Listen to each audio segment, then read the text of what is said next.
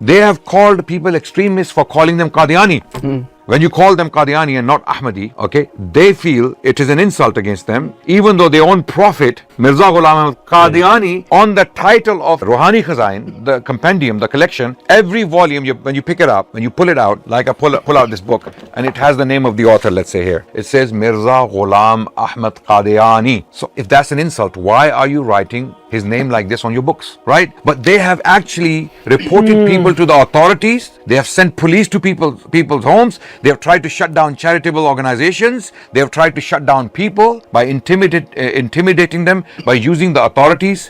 Okay, for what? Calling them a cult or calling them a Qadiani, right? And cult, I can understand they take it as an insult. I can understand why they take the word cult as an insult. I can understand that. But Qadiani is a geographical reference to you guys. Okay, Lahoris are Lahoris because they're from Lahore, right? Qadianis are Qadianis because they are from Qadian. And you know, Adnan bhai, in our Muslim culture, people use, for example, with proud, they say that I am Makki. Yeah.